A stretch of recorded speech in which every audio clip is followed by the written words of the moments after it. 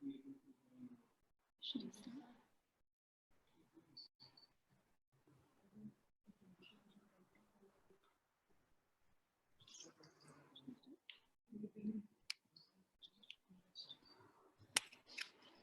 everybody, I am Sargam Krishna, currently a Standard 12 student.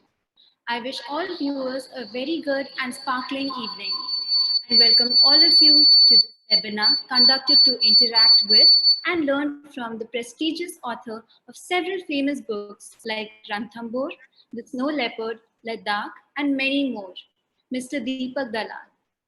He has a genuine passion to write books for children featuring the most picturesque locations of the country, combining together engrossing stories full of adventure and the beauty of Mother Nature. His books reflect the reality of his love for the environment and children. He could have been a chemical engineer, but he gave up that career to begin this amazing journey of writing children's books in 1998.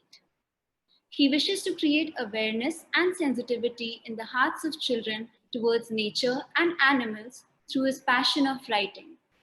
A lot of us tend to think that there is nothing much to do during this lockdown and thus end up being unproductive. Mr. Dalal has been kind enough to spend his time interacting with all present viewers to share his insights and knowledge, making this time more meaningful for all of us. I now request Sir to kindly start the session. Thank you, Sargam. I hope everybody can hear me. Yeah, we are in the lockdown state right now. I don't know what it's like where you are, but here it seems to be lifting. Things are getting a little better. But there are two sides to it. One is that everything's peaceful, the pollution has stopped, the air we breathe is nice. But another side is that you get cooped up, you can't move around. I love the hills, I love the mountains, and I've been stuck in my house in Pune now for 2 months, like you've been stuck in your homes. And it's getting to me. I want to get to the hills. So I'm hoping that I can get there soon one day. I think you know me, school, I think I read my books, and you probably know that I write books for kids, and all my stories have something to do with something to do with the outdoors, something to do with wildlife. These are the things that kind of inspire me to write. So I have this presentation today, which is going to tell you about what inspires me to write. I'm going to share a little bit about India, the beautiful place of India. I'm going to share some of our wildlife. I'm also going to tell you what's going wrong on our planet. And there's so many things going wrong. So I think it's best done through this presentation. So I'm starting the presentation now. It's called Wild India, Perspective of a Children's Writer. So I'm just showing you bits of India to start with. Some of the parts which I find which are truly beautiful. And this, of course, is the Himalayas. Not very far from you are, right? Just maybe a few 100 kilometers north from where you are, and you'd be in the Himalayas. The world's tallest mountains. You can see in this photograph how all along the Indian border, that you can see the patches of white starting from Bhutan, going through Sikkim, Nepal, Uttarakhand, then into Himachal and into Srinagar and Kashmir. We have the most incredible mountains in the world. We're very lucky. And you can go to different parts of the Himalayas every other month and you would never go to a similar place. They're so long, so huge, so wonderful, you can get lost. We're very lucky to have these mountains. Another thing that inspires me about India is its coastline. We have 8,000 kilometers of coastline. I have walked down certain sections, just kept along the coast and walked for hundreds of kilometers. And as you can see, it's very beautiful. We find places like this, tucked away, little formations of beauty, which you only find if you actually travel. This is Kashmir, right in the center of the Himalayas. Suddenly the mountains just disappear and you have this valley. And this is the valley of Kashmir.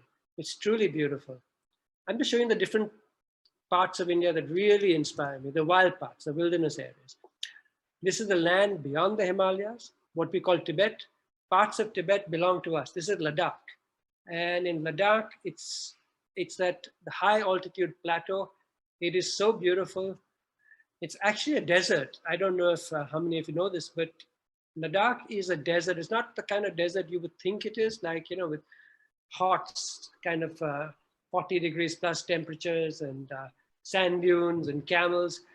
It's a cold desert. It's a frozen desert.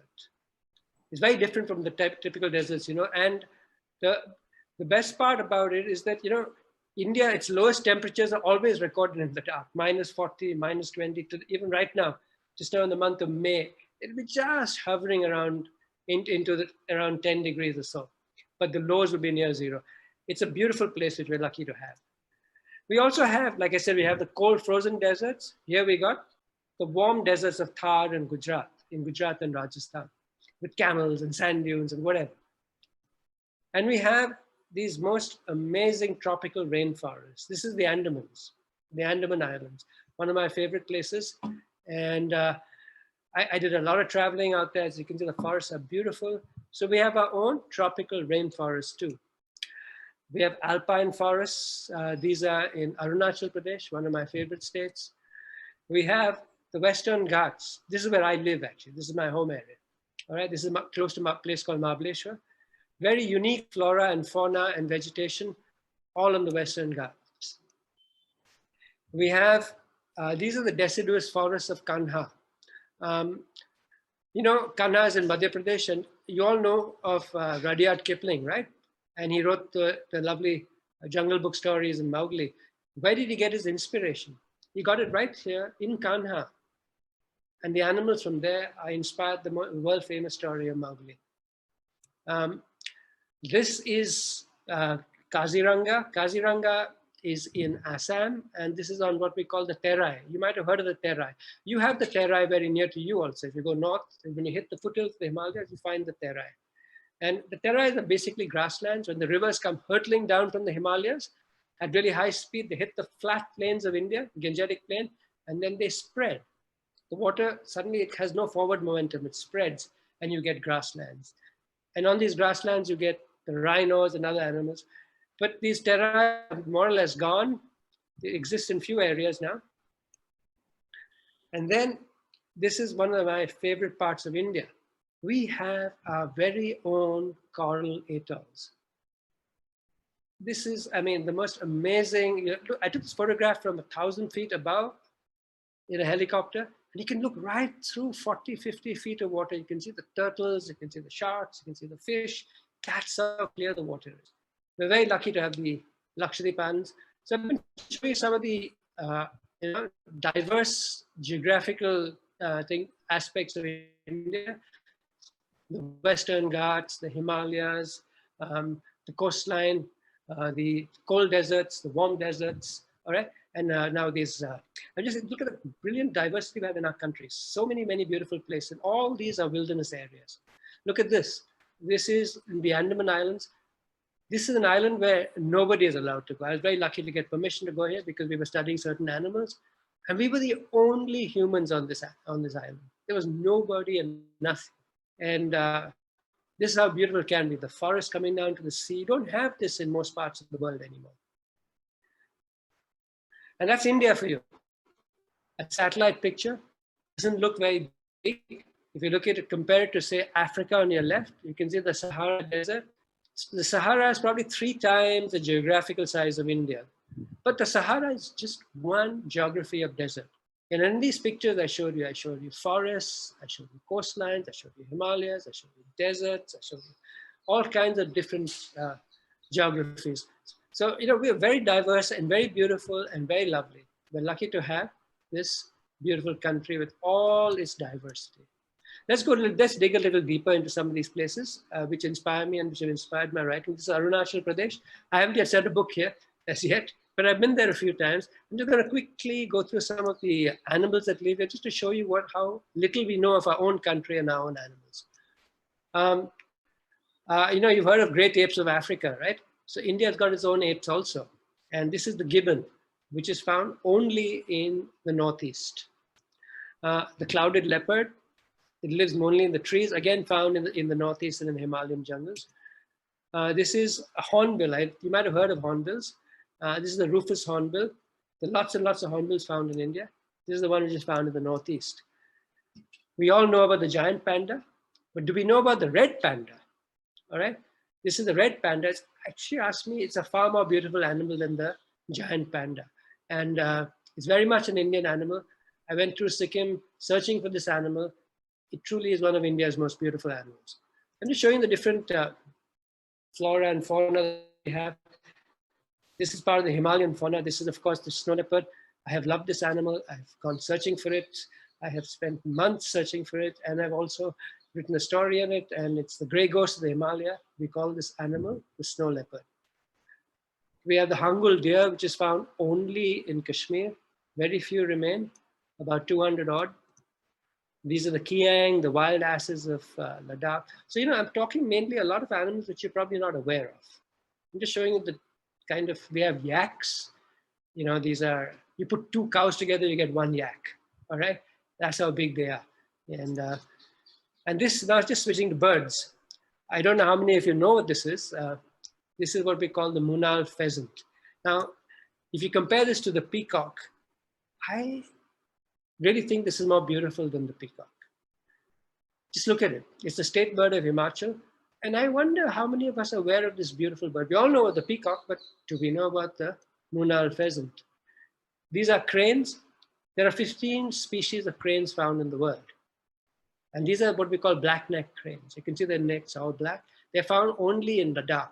And there are barely about 15 pairs out there. And this is one of them.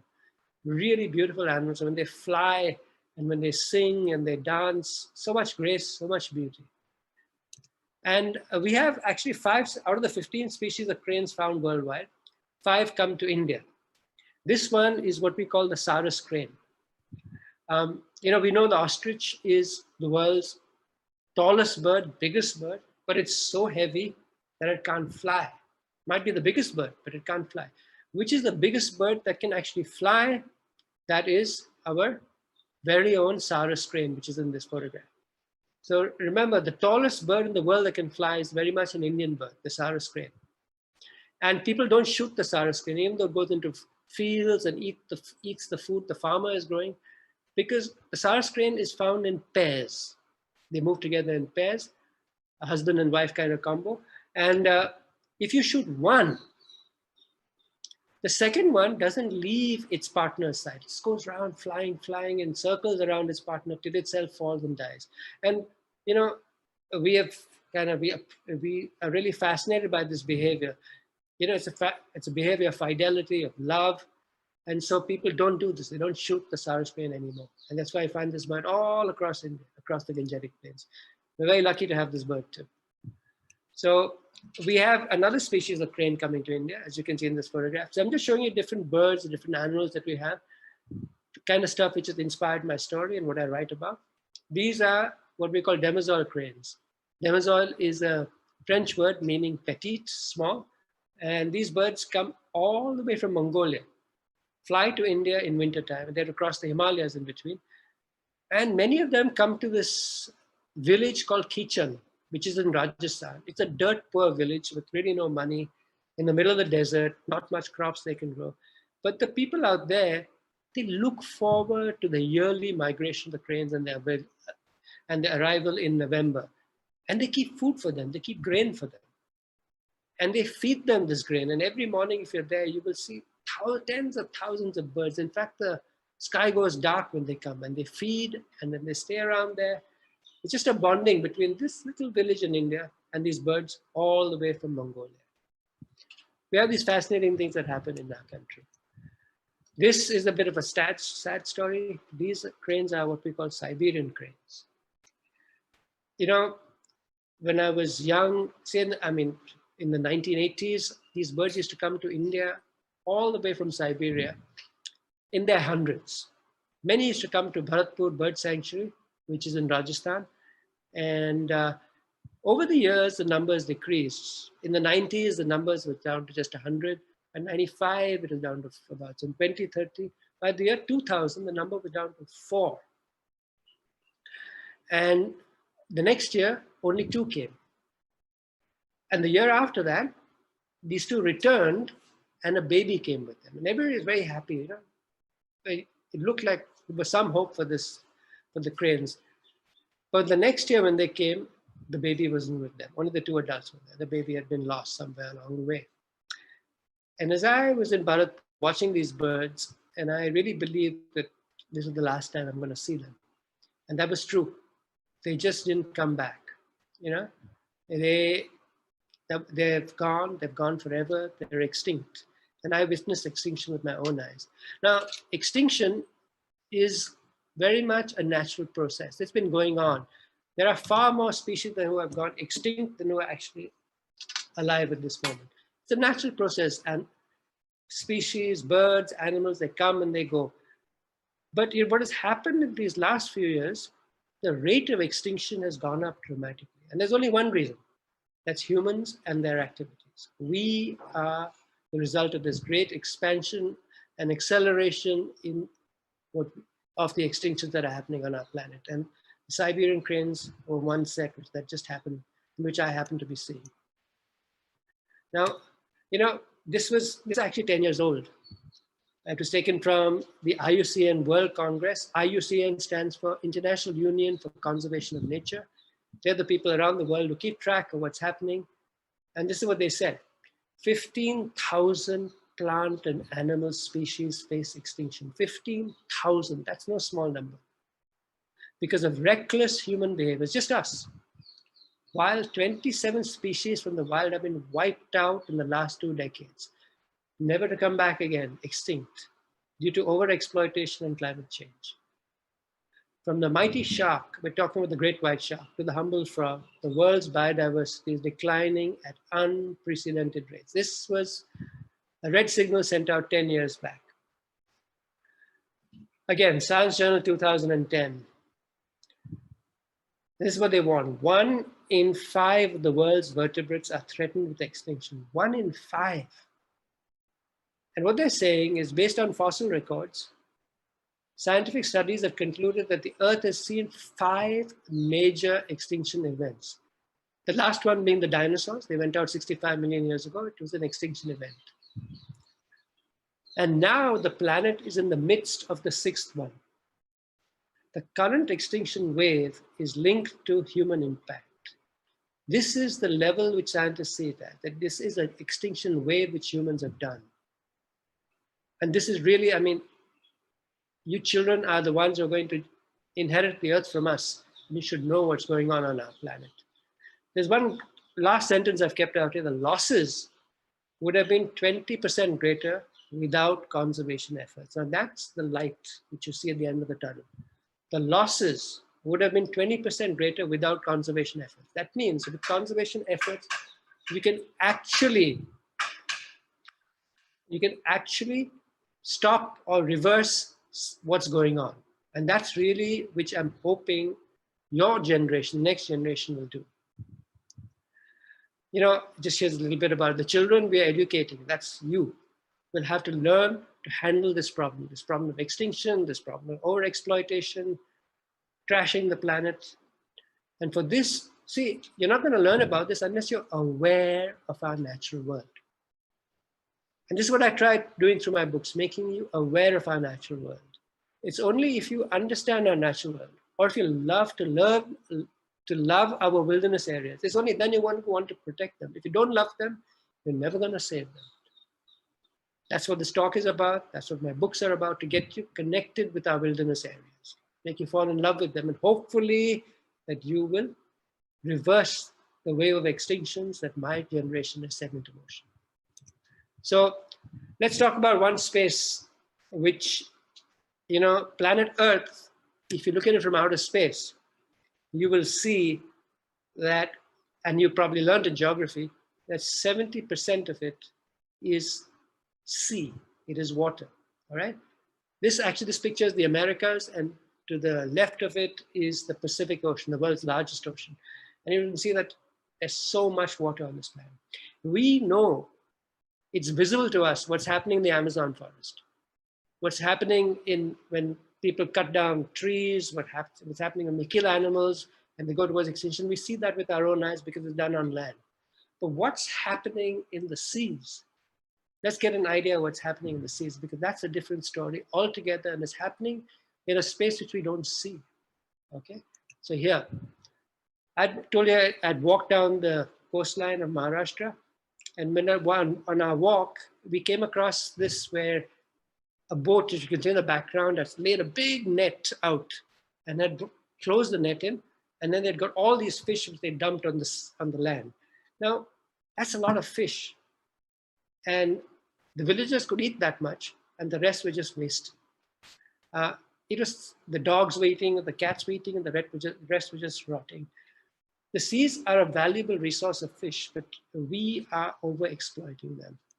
This was the way we used to go out and fish in the early days. These are simple boats. They're not mechanized. They don't have motors. People go out there, they catch a few fish and come back. They can't go out too far. They catch a few fish and come back. It's for themselves or their families. They might sell a few. It didn't really have any impact. But nowadays, when you walk down the coast of India, or you just travel down the coast of India, you will see village after village. Every 20 to 30 kilometers, you'll see a village, a fishing village. And inside these fishing villages, you'll see boats like this. These are mechanized boats, motorized. They go out on the sea. They're very different from these little boats which didn't do any damage to the sea and to the ocean and the creatures living there. These boats, and there are tens of thousands of them, and they go out every day and they catch fish and they sell fish and they export fish. You know, if you're a fish, it's very difficult because in the shallow waters close to the coast, you have the little boats who are out to catch you. That's not too bad. You go a little further out, you have these mechanized boats which come out. You go further out, you get these huge trawlers, and they can take, one trawler can take more than all these boats in these pictures, more fish than all these boats in these pictures. So that's the kind of exploitation that's happening. You know what they say, the scientists say, and it's the fact. The biomass, that is all the fish in the ocean, if you weighed them 50 years back and you look at today, we have less than half remains. Half has been removed by just our fishing. And this is happening in a place where you don't see that. It's very sad, but it's happening, and it's a warning bell. We're losing our fish. I'm just going to give you an example of this particular fish. It's called tuna. It's a bluefin tuna fish. You know, they're huge. They're about 8 feet in length. They're like the strongest fish in the ocean. If you don't look at the whales, etc., they're very, very strong, and they're very tasty. And the Japanese love them to such an extent that when the first fish of the season is caught, it is sold for more than $250,000. That's just this one fish. You can imagine how expensive the meat is. And so there's a lot of money to be made in this fishing because the Chinese love these fish, and the Japanese love these fish, and they're willing to pay any amount for it. And so then you have these huge, like for example, in the Mediterranean Sea, you have helicopters searching the Mediterranean. Helicopters. I mean, these fish stand no chance. And when the moment they're seen, the helicopter sends a signal out to his boat, which is waiting on the coast. All right, that here, the tuna, bluefin tuna are here. And so his boat leaves. But there are not thousands, there are 10 to 20 other boats who are waiting at the same time because they see this boat going and they follow it. And they put a net in the water. It's like this. And they crowd all these fish together, they catch them, and the next day it is sold, these fish are sold in the Japanese markets, which are half a world away. But this is the way we're fishing, and that's how we're depleting them. These fish are disappearing. When I said 50% of the biomass of the oceans are gone, one of the reasons are the bluefin tuna. But besides that, it's the fishing which is going on. Look at this. You've all heard of shark fins, right? Shark fin soup. You know, people are killing sharks like, you know, as if there's no tomorrow. And they're taking these shark fins because shark fins are sold, you know, they're sold in restaurants. And they have the shark fin soup, and across Southeast Asia, and our sharks are disappearing. I mean, this one says the ocean needs sharks more than we need soup. And these are the kind of restaurants that you find in Hong Kong and other places which serve you the soup. Yeah, they enjoy the soup, but our sharks are disappearing. This is a coral reef. You might have heard of the Great Barrier Reef in Australia. It's the largest, you know, from outer space, you can actually see the Great Barrier Reef. It's the largest living organism in the world and is found along the coastline of Australia. Of course, we have our own coral islands in the Lakshadweep. We have corals in the Andaman Islands. And this is how what a beautiful coral reef looks like. People call coral reefs the rainforests of the underwater world. They're so diverse, as diverse as the rainforests or in Brazil or in the Amazon. They're diverse down here in these coral reefs. As you can see from this photograph, it's so beautiful. You see the colors, you see the fish that live here. It's a habitat of this form because the coral is there. And the color of this coral is because it has something called algae. Algae are plant-based. They live inside the coral. And they actually photosynthesize and they give food to the coral and they keep the coral happy and healthy and they give the color to the coral also. But what's been happening of late, this started in the 1990s, that it's been progressively getting worse and worse and worse. Something called coral bleaching is taking place. So when coral bleaches, this is what it looks like. You see the previous picture? This is a healthy coral reef, and this is what we call a bleached coral reef. Now, why are reefs bleaching and dying out? It's because of global warming. The temperatures are going up, not just on land, but also on sea. And there's a limit to the heat or the warmth the corals can take. If the temperature rises beyond a certain point, the coral gets very uncomfortable and it throws out this algae which are living inside it, which are helping it feed and photosynthesizing and giving it color. And when it throws it out, all the color is gone. This is what the coral looks like. And this is at this moment that I speak to you, every year the reefs of the Great Barrier Reef of Australia was getting bleached every year, but this year it had a 75% bleaching. 75% of all the corals got bleached. The underwater world, we don't know what's happening, but this is it. The rainforests of the underwater world, the coral reefs are going before our eyes. And this bleaching is only because of the high temperatures which have been produced in the water. But this can come back. If within a few years the temperatures come back, the algae come back and the coral actually lives. All right. But if you wait too long, there's no hope of recovery. It's all in our hands, actually. We can save the coral if we want, or if we just allow global warming to go on, this is what you will see. Another thing that's happening in oceans, trash. Everywhere there's trash. I go to the Maharashtra coastline very often.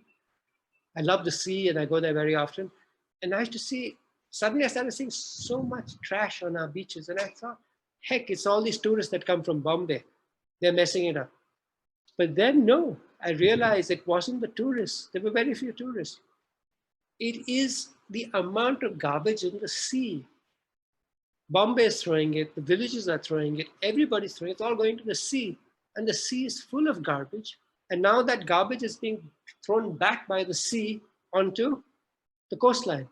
Wherever you go in the world, the most pristine islands in Antarctica, all right? Next to Antarctica, you go to some of these Pacific islands, which are so remote and so beautiful, they have trash. Trash is everywhere. And what are the results of trash? These are nets, which are thrown overboard. We call them ghost nets because fishermen sometimes, when the net gets spoiled, they just throw it overboard. And these nets collect together. And when they collect together, they catch these turtles which have died. You can see 3 dead turtles in this. You can see dead fish. It's just these ghost nests which that's just part of the trash.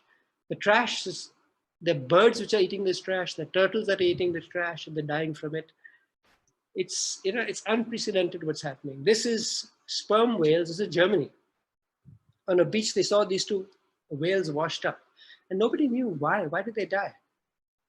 And they, of course, because the whales were dead, they cut them up and looked inside their stomachs and they found garbage.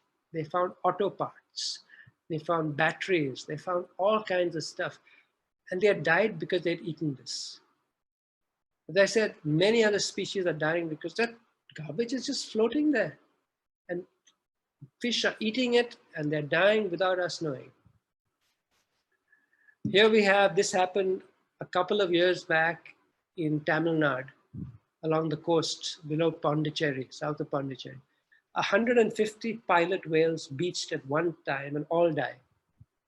We're not very clear as to why they beach, but we feel because of our activity, because these whales actually have sonar vision. They can actually navigate through sonar, this thing. That means they can hear a lot more than we can. And we have so much boat traffic, and that boat traffic, and they hear that noise, and that confuses them, and they misdirect themselves, and this happens sometimes.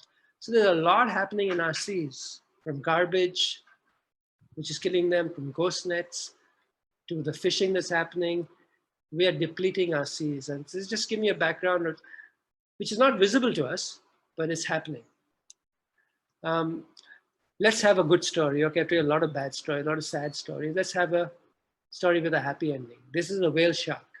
All right, the whale shark comes every year to India in the monsoon season.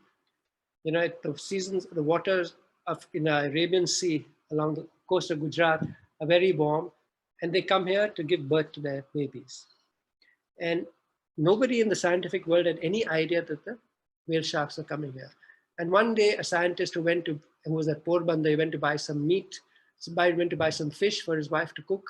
He saw these big chunks of meat being sold, and he asked the fisherman, "What is this?" I said, "Sab, this is a fish. It's a big fish. It comes here," and he didn't have a name for it. Also, the fisherman didn't even know the name for the fish. He said, "It comes here every monsoons, and we kill it and we sell it." So this guy was a scientist, so he cut a little bit. He sold, and he packed it up, put it in ice, and sent it to Cochin, where the fish research institutes are there. And he asked them to find out what fish it was, and the news came back that this is a whale shark. That's when we got to know that whale sharks come to India every year. But the fishermen of Gujarat knew this a long time back, and they were killing these fish. And nobody, you couldn't stop them from killing it. But we had to stop them because we could not allow this kind of killing to happen. And the one way you can communicate with people, particularly in villages, is to find out whom they respect. And there was a god man who lived in that area along the coast who all the fishermen deeply respected. And so the conservationists approached this god man and told him, "We have to stop this." And he said, "Don't worry, I'll stop it for you." And he devised something in which there were these tempos or big trucks which used to go to all these villages, and they used to open up the truck, and they had these loudspeakers, and they would stage a play. And in that play, people would, the story was how a woman who's pregnant, who comes to your home to give birth to a baby, and now instead of looking after her, you kill her. And people understood from this what they were doing to the whale shark. And you know what? They have stopped killing whale sharks. So this is a conservation story where they told about 20% of the wildlife was saved because of conservation efforts. This is a very successful conservation effort. And even today, people don't kill the whale shark. It's really something which is laudable, and this is what we need to do, and this is what your generation needs to do. Find innovative methods of how people learn to live with our animals without killing them. Here's another success story, what we call the Amur falcon. This bird flies into India every year. It's a very small bird, but it comes all the way from China and Russia. All right, it flies down and it comes to Northeast India. It's on as a migration route every time in October. It flies all the way from Mongolia into Africa, as you can see. It goes down to Botswana and those areas, the southern part of Africa. But it stops in Nagaland. You see, in Nagaland, they built this dam. It's called the Dokma Dam. And so there, these birds discovered this dam. A lot of water started collecting there. And so they chose this as a staging point where they would rest. And you can see the number of birds, millions come here, and they all rest at the same time before proceeding on their migration to South Africa. And you can see them like this. And the unfortunate thing is that this was in a very remote part of India where nobody went. And for years, people would kill these birds. Not just 1, 2, or 5, 10, but they kill them in their tens of thousands. And then conservationists got to know about this, that this was happening. So they said, how do we go and get this stopped? And they approached the chief minister, and the chief minister did a fantastic job. That's the chief minister of Nagaland. He reached out and told them, please don't kill. It's against our life. It's against the way we live as humans. And he also told them that you can use this, instead of killing them, use them as for tourism. And now people go to see these birds. and nobody kills them at all. So these are two success stories, the whale shark and the Amur falcon. There are many, many such success stories, and we need to have more and more of them. All right. I'm going to quickly just show you some of the creatures of India. All right. This is the olive ridley turtle, sea turtle. They live all their lives in the sea. They come up only on land to lay their eggs. They're not very good mothers. They lay hundreds of eggs. They leave the eggs and they go away. And 2 months later, they hatch and they go into the sea. And we have all these little baby turtles going into the sea. Now, in India, we have in Orissa, the place where it's in Orissa along the beaches out there, Rukshila Beach. We have something which is called the Aribda, which is the Spanish word which means the coming. And this only happens in 3 places, Costa Rica, Mexico, and India, where hundreds of thousands of turtles gather. And this happens in January in India. And they come on the shore, they lay their eggs, and then they go back. This is what it looks like, all right? And then the little baby turtles all hatch and they go back in. It's all happening in Orissa in India, all right? And unfortunately, this is what's happening also. We kill a lot of these turtles. Instead of stopping fishing during that time, our boats keep fishing even while there are hundreds of thousands of turtles coming in, and they get caught in the nets and they die out. Yeah. Flamingos. They're such incredible creatures. I've written the story called Flamingo in My Garden. That is this book. I've always loved these flamingos. They come to Gujarat, but now, they come to Bombay. And I've gone and seen them in Bombay. They're incredibly beautiful birds, all part of India's beautiful biodiversity. These are the wild asses of Gujarat. These are the black buck, very beautiful. I'm going to quickly go through these, okay? We have our own lions. We have tigers. Africa doesn't have the tigers. We got lions and tigers, okay? We got hippo. We don't have hippos, but we have rhinos, which they have. We have elephants. So here, and we have the leopard. Remember Mowgli, the story of Mowgli, and you had Bagheera, who was a black leopard. When actually a leopard is a spotted animal. But black leopards are nothing but a regular leopard who doesn't have his spots, and even when they don't have spots, the underlying thing is black. So that Bagheera actually just a leopard without spots. And you have rhinos, you have wild dogs. These are dogs which hunt in packs. They're very formidable. Even tigers turn away from them. And they can't bark. They communicate by whistling. You find them in Ladakh, you'll find them in Karnataka, you find them in most of our forests. Elephants, Barasinga deer, Chittal, these are sambar deer. I'm just showing the different, that was part of the biodiversity of animals. Have a look at what we have in terms of biodiversity of humans. These are Jarawa. These are unique people who live in the Andaman Islands, who wear no clothes and who hunt out there. They don't even know what India means, but they're Indian citizens. This is the Arunachal Pradesh has got 50 to 60 different tribes who have never met each other. We have the Bakarwalas of Kashmir. You have the nomads of Gujarat. You have the Chang people. These are called them Changpas. The people who live in Ladakh. They don't even look Indian. You have the people of Lakshadweep, which are a cross between Indians and the people from Arabia. And so much diversity in our country. And nobody had really, except for Ruskin Bond, nobody had written books written in India. That's what I try to do, is try to connect children with the natural world through these books. And so I've written these books, Lakshadweep Adventure, you might be familiar with them, Ranthambore Adventure, Ladakh Adventure, Snow Leopard, the Jarawa, the Andamans, Barren Island in the Andamans, the Sayadri books. This is set in the Western Ghats, where I live. Then, of course, these bird books, which are new. Talon the Falcon, Flamingo in My Garden, Paradise Flycatcher. What a name for a bird, huh? Paradise. The Golden Eagle, which is my latest book. So these are some of the books I've been reading.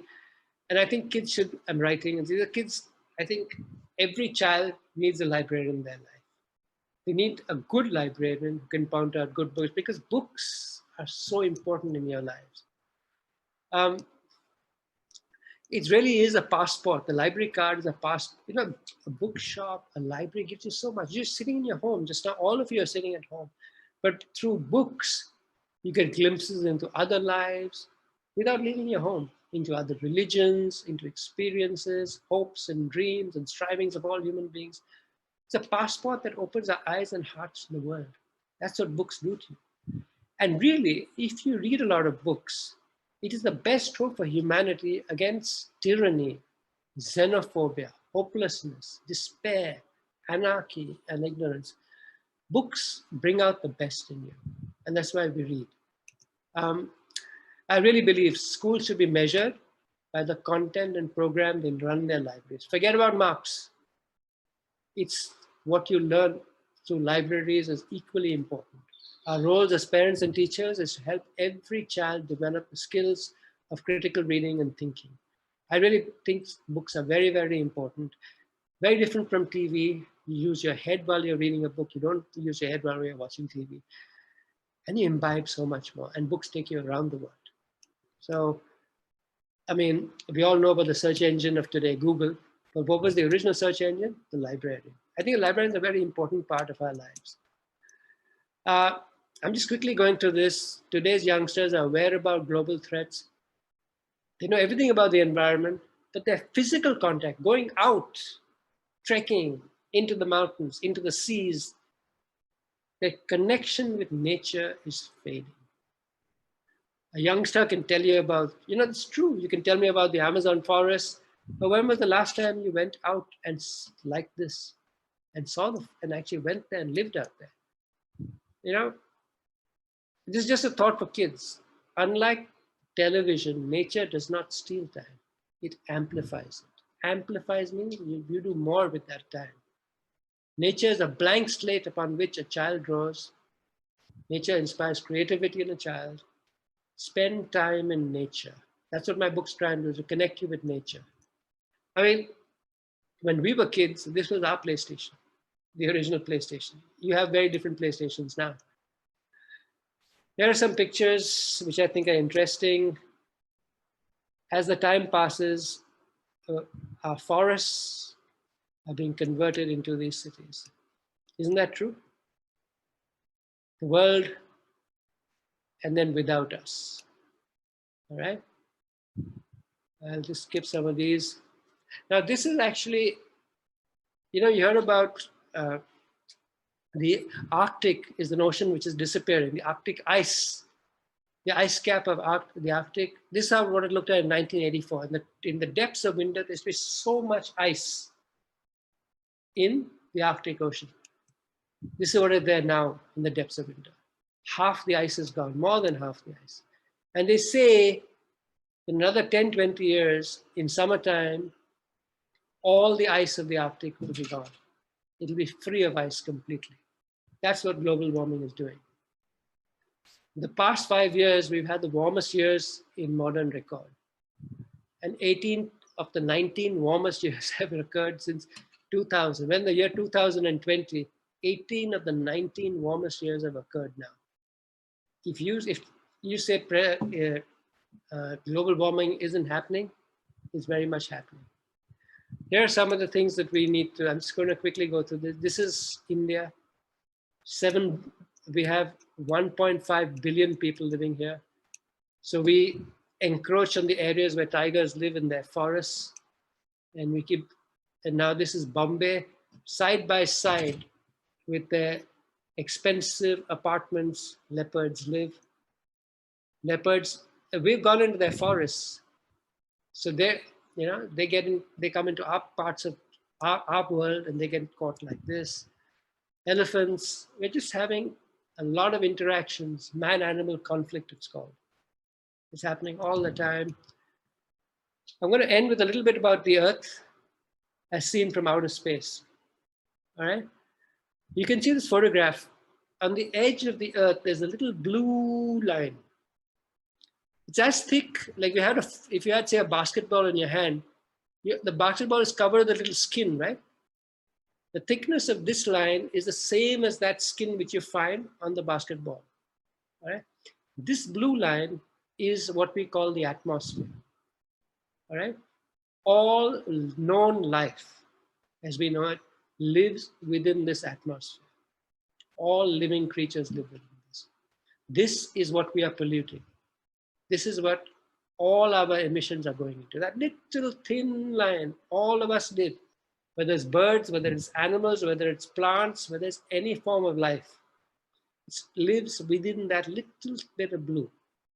All right? Here's another picture of the atmosphere, and another one, just a few pictures of the atmosphere. This photograph is, they say, the most famous or the most meaningful photograph ever taken for the human race. It was taken in the year 1968 on December 24th, Christmas Eve. Apollo 8. At that time, till then, no rocket or no spacecraft had ever left Earth orbit. For the first time ever, in preparation for the man's landing on the moon in Apollo 11, Apollo 8 left Earth orbit and went to the moon and got into moon orbit. And as they went around the moon and they came around, one of the astronauts shouted to the other astronaut, saying, "Get me a camera." And he took this photograph. And this particular photograph is basically every day what we see is the moonrise, right? We see the moon rise and we see the moon set. For the first time in the history of all humanity, or any form of history, we actually saw Earthrise. This photograph is Earthrise. Earth coming out and rising from the other side of the moon. And this photograph has become one of the most famous photographs ever taken. And if you look at that little bit of blue against the darkest of black skies, all right, that is the Earth. Every bit of knowledge, everything we know, everything we have done, all of history rests in that one little planet against that huge backdrop of darkness. It's there on that picture. This is a photograph taken by an aircraft known as Voyager 1, which is now leaving our solar system. It's been traveling for 30 years. But as it left the Earth, it sent back some pictures. So here you have the Earth and the moon. And here is another picture of the Earth and the moon as you're going away from the Earth, all right? And this is from Saturn. We had an aircraft, we had a rocket which was a spacecraft, which went around Saturn for many years, and now it's gone into the atmosphere of Saturn, and it just kind of exploded. But it sent back many pictures and a lot of studies, and that's Earth from Saturn. It's a small little, in the vastness of space, it's just a little dot. And Voyager 1, many, many years later, as we was traveling out, 6 billion kilometers out. I don't know if you can understand what 6 billion means. That is planet Earth, so small, infinitesimal.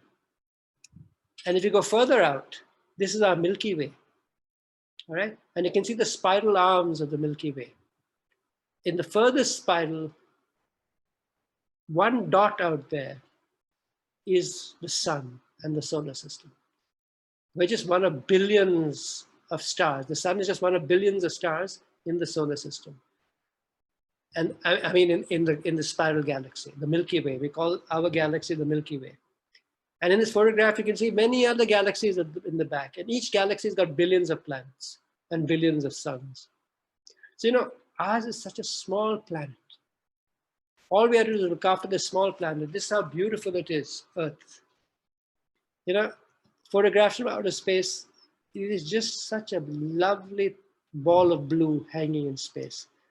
We need to look after it. We need to, and this is really your generation. These photographs are nighttime of Earth, taken from outer space. You can see India out there fully lit up. You can see Africa, still dark, So I want to end with, these are the books I've written, and also this is what Gandhi said. The future depends on what we do in the present. And really, it's your generation now. And I hope you will look after the future of our planet and the generations to come. My work as a writer is only try and connect you with nature and with the world which you don't know too much about. Thank you so much. I'm done. If there are any questions, if there are any things I can answer them now. I've been talking a lot, so now if anybody else has questions or whatever, please. There are many questions from the viewers. Sure. So the first question is from Akarshita Tomar, who is an educator. And first she asks, what is ideally the role of teachers in the present scenario to accelerate environmental sensitivity among the children? So my thinking on this is that the teachers themselves have to fully understand what the necessity is.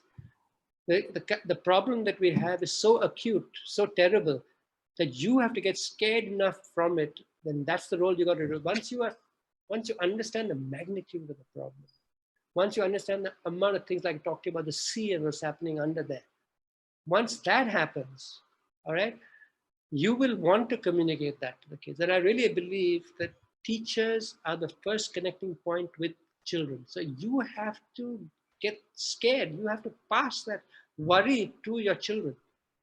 And you are the most important of all. Around the world, all teachers of each generation have to convey this, what's happening on our planet. So she has They'll make a difference.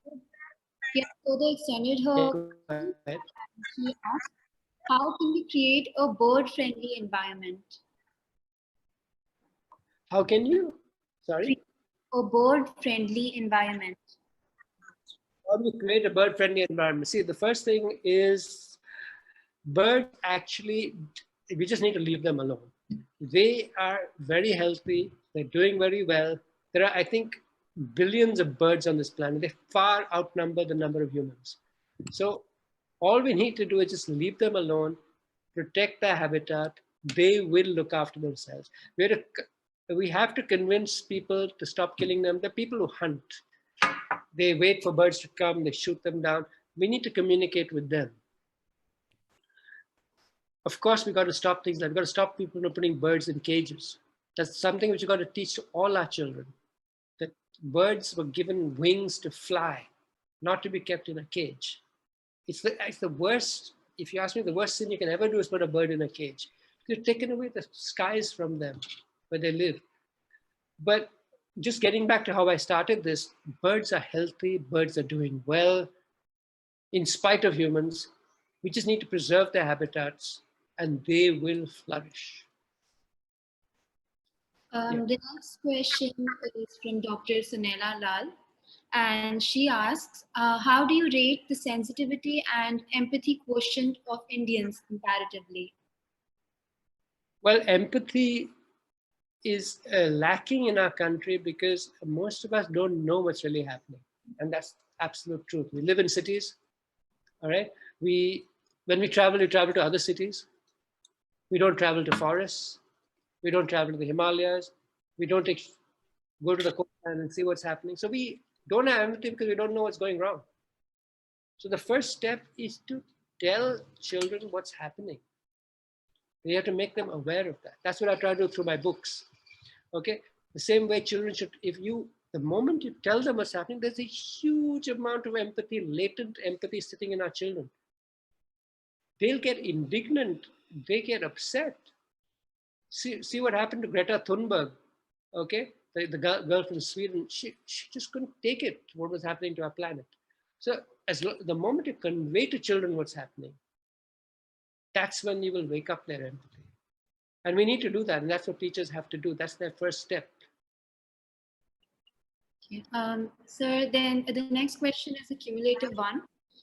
With COVID-19 and lockdown simmering down the human ruckus, will Earth recuperate to a certain extent? You know, this is something new. It's actually, even as I speak to you, nobody knows what's going to happen. Nobody knows how long this problem is going to go on. People are thinking we might have to live with it. We don't have a solution. one thing it has done is that it's kind of, humans have been incredibly arrogant. We've been living life the way we want at the expense of our planet, at the expense of other species, at the expense of forests. You know, we've been doing what we want, taking whatever we want out of the land, dumping and trashing the whole planet. This is a big call, you know. And I think around the world, people are understanding the value of their environment. I'm hoping it makes a big change. But where COVID is going, what it's going to do, we still don't know. But one of the great effects of this is that we are going to lose our arrogance. We're going to understand that we need this planet and we need to behave in a certain manner to preserve this planet. Sir, the next question is from Tarana Krishna, a standard 12 student from humanities. Nature rejuvenates, revives, refreshes, and embalms. We as human beings, how can we or should we express our gratitude towards it despite all the wrong done so far? So you learn to love your own planet. That's what I keep saying. Move out of your cities, go to forests, go to the hills, go to the oceans, travel along our rivers, learn about its beauty, get hooked onto its beauty. When you get hooked onto its beauty, you will want to save it. You know, wilderness, what does a wilderness mean? A wilderness is an area which we have left it the way God made it. God made it and we left it, and it's exactly how it was the way God made it. And God made things very beautiful. We have kind of destroyed many of these places in our cities, which are pretty ugly, have come up in their places. But when you go to a wilderness area, you see the way God made things. And it is so beautiful, and you will want to preserve it. So my thing is go out, be with nature. I showed you some of those pictures that don't watch TV, don't go out and be part of nature. Do nothing, just go there, love it, enjoy it, and you will learn to love it, and you will want to save it. And that's when you love something, you will save it. So this question is from Mrs. Mantika Jindalwala, an educationist of repute and director of JBNS. Will you validate the increase in gangetic dolphins due to the conservation efforts taken up on war footing? Look,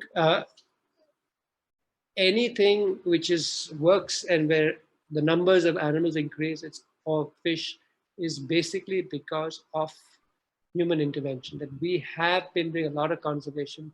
We've been doing our best to try and help the animal. I don't know to what effect or how much better the gangetic dolphin is. I really don't know the latest studies which have gone in to see whether the numbers are increasing.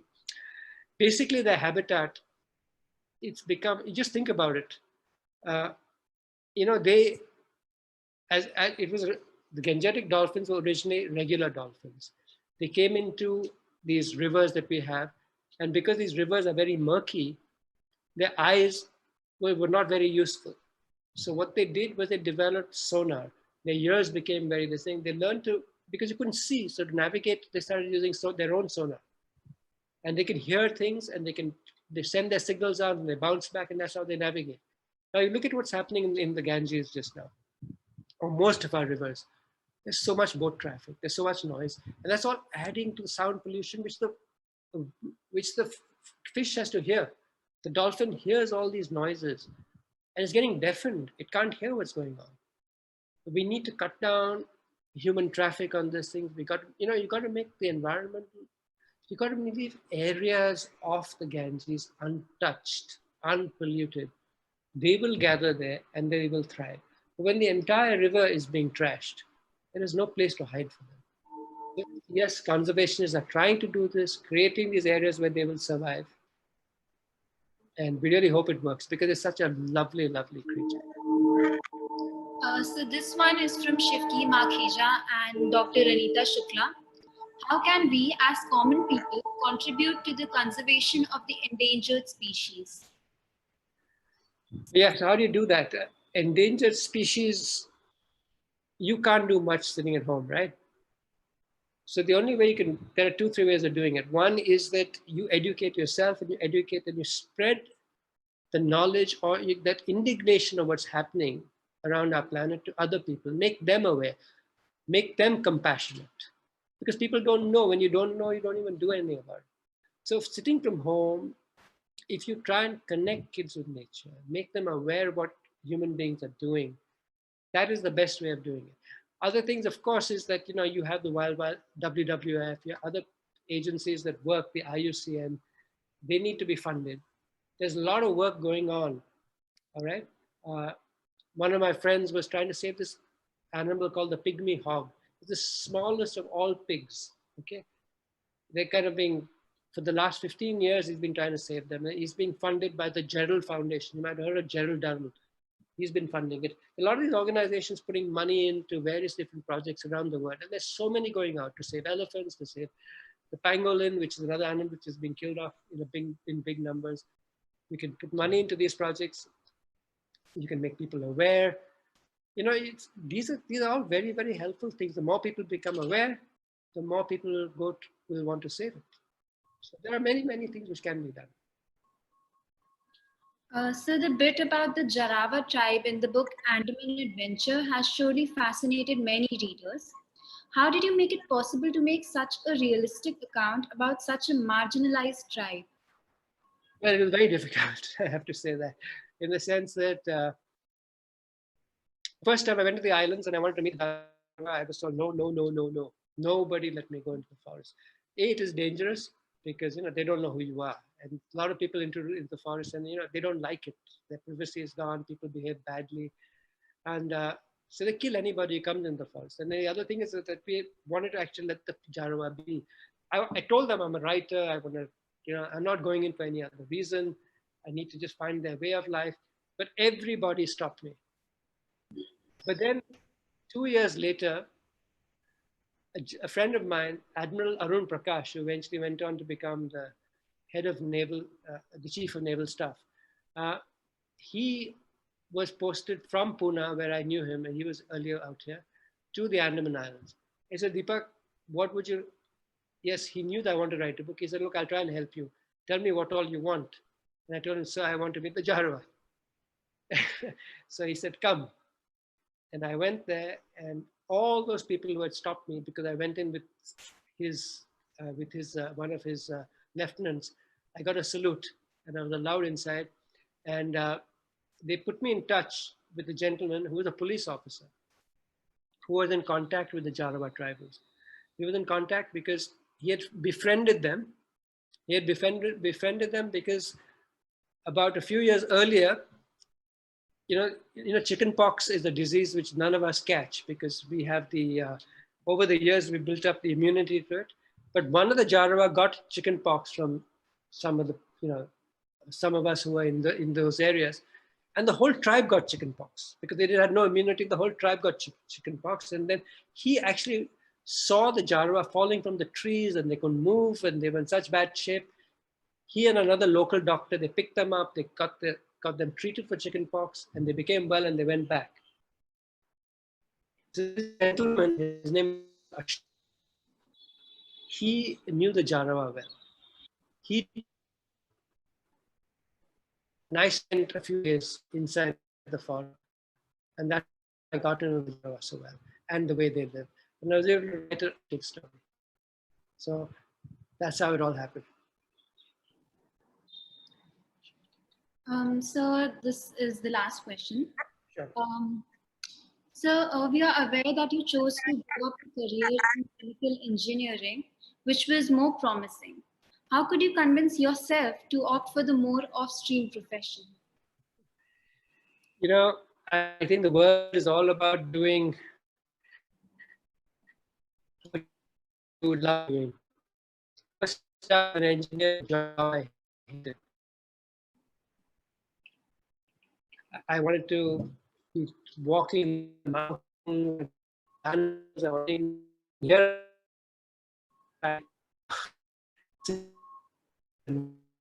manufacturer and purchase. I was completely in the wrong place. And I was in the wrong place. And everybody's an engineer.